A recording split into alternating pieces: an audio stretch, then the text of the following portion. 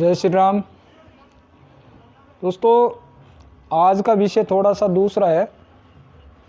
चर्चा करते हैं हम आज से लगभग 7-8 साल पूर्व में चलते हैं, जब इस देश में एक ऐसा माहौल बन गया था कि हमारे देश का क्या होगा, कैसे हम जिंदा रहेंगे, किस प्रकार से हम अपनी वर्तमान परिस्थिति में जी सकेंगे। क्योंकि जो शासन व्यवस्था थी उसमें जो मुखिया था शासन का, वो एक मौन व्रतधारी व्यक्ति बैठा था, जो देश में कुछ भी हो जाए अपनी क्रिया या प्रतिक्रिया किसी प्रकार की व्यक्त नहीं करता था, और पूरा जनमानस पूरी तरह से उद्वेलित था। यहाँ तक कि जब अखबार को उठाकर देखते थे तो फलाना घोटाला, फलाना घोटाला, फलाना घोटाला, लाखों करोड़ रुपए की घोटालों की न्यूज़ से अखबार भरा पड़ा रहता था। दूसरी तरफ कहीं रेलवे स्टेशन, बस स्टैंड, सार्वजनिक स्थान पर हम जाते थे तो एक लाउड स्पीकर पर एक आवाज़ सुनाई पड़ती थी कि अनजान वस्तु को ना छुए, हो सकता है वो बम हो। हर दूसरे तीसरे दिन आतंकवादियों के धमाके देश के किसी न किसी हिस्से से रोज सुनाई पड़ते थे। लाखों करोड़ रुपए की नकली करेंसी बाजार में प्रचलित थी, हर तरफ हाहाकार मचा हुआ था। अब चलते हैं बॉर्डर की तरफ, तो दुश्मन देश के सैनिक हमारे सैनिकों के सिर काट कर ले जाते थे। रोज मुठभेड़ में हमारे सैनिकों का बलिदान होता था, मगर हमारे सैनिकों को गोली चलाने का आदेश नहीं था। कश्मीर में सेना के जवानों पर पत्थरबाज बुरी तरह से पत्थरों से मारते थे, सेना अपना बचाव करती थी, किसी को कोई अधिकार नहीं था। कर्नल पठानिया जैसे देशभक्त सेना के कर्नल, जिनको आजीवन कारावास की सजा सुनाई गई, बहुत दर्द हो रहा था, मन विचलित था। ऐसे समय में एक व्यक्तित्व जमीन से उभर कर आया, उसका नाम था नरेंद्र मोदी।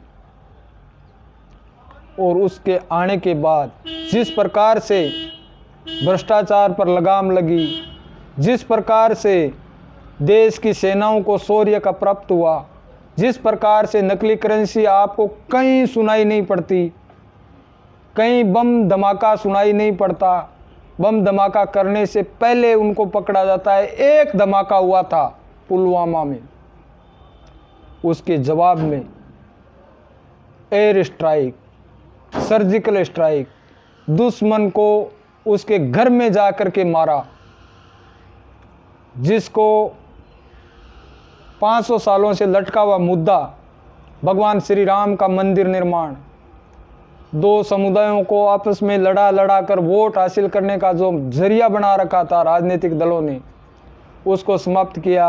आज अयोध्या में भगवान श्री राम का भव्य मंदिर निर्माण हो रहा है। दूसरी तरफ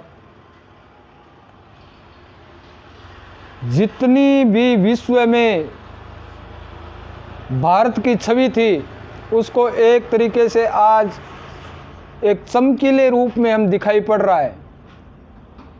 इसी भारत का प्रधानमंत्री जब अमेरिका जाता था तो लोग कपड़े खोल कर तलाशी लेते थे भारत के प्रधानमंत्री का,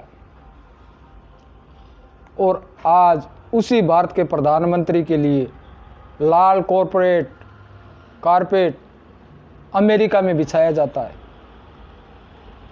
दोस्तों, वो कश्मीर जहां पत्थरबाज पैदा होते थे, आज भारत का अभिन्न अंग बन चुका है। वो सत्ताधारी जो ये कहते थे कि जिस दिन धारा 370 हटी, भारत में तिरंगा उठाने वाला नहीं मिलेगा, आज वो कहाँ है। ऐसे में 2019 में एक भयंकर महामारी का आगमन पूरे विश्व में हुआ। पूरे विश्व में त्राही त्राही मच गई। आज भी बहुत से देश इससे बुरी तरह से पीड़ित हैं। और ऐसी विपदा की अवस्था में इस देश के नेतृत्व ने जिस प्रकार से, जिस अंदाज में इस आपदा को अवसर में बदलकर आज एक विश्व गुरु की गरिमा को प्रदान किया है। आज विश्व भारत की तरफ आशा भरी दृष्टि से देख रहा है। आज हम विश्व को वैक्सीन दे रहे हैं। ऐसी स्थिति में कुछ लोग जो हमेशा से चाहते थे कि इस देश के गद्दी पर हमारा पैतृक अधिकार है, वो 7 साल से सत्ता से वंचित है। और आज जिस प्रकार से जो व्यवहार इस देश के प्रधानमंत्री के लिए जो शब्दों का उपयोग करते हैं वो निंदनीय है। उनकी छटपटाहट देखते ही बनती है। आज उनको पाकिस्तान प्यारा हो गया, दुश्मन राष्ट्र से प्यार है, चीन से प्यार है, मगर भारत और भारत का प्रधानमंत्री उन्हें दुश्मन से भी बड़ा खतरनाक लग रहा है। आज जब देखते हैं लाल किले पर 26 जनवरी को जिस प्रकार से खालिस्तान समर्थकों ने आक्रमण किया था, उस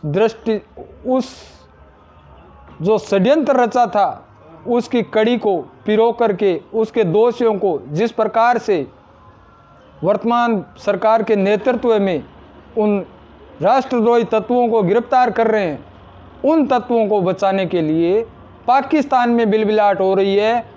और जो सत्ता को अपना पैतृक अधिकार समझ रहे थे उनको बिलबिलाहट हो रही है। जो किसानों के नाम पर आंदोलन कर रहे थे और कल कह रहे थे कि हमारे साथ षड्यंत्र हुआ है, वो लोग उनको बचाने में लगे हुए हैं। तो राष्ट्रद्रोहियों को बचाओगे तो आपको देशभक्त तो नहीं बोला जाएगा। इसलिए दोस्तों थोड़ा सोचने की बात है। वर्तमान में जो नेतृत्व हमारा है वो भगवान का रूप लेकर आया है, वास्तव में ईश्वर रूप में हमारे सामने प्रत्यक्ष में है। और कोई भी इस बात को दिमाग से निकाल दे कि हम किसी भी सूरत में इस नेतृत्व को बदल देंगे, ये उनके दिमाग का भ्रम है। इस देश की 80% जनता इस नेतृत्व को चाहती है और आखिर में आपकी अधोगति होगी और ये देश विश्व विजयी बनेगा और विश्व का सिरमौर बनेगा। धन्यवाद। जय श्री राम।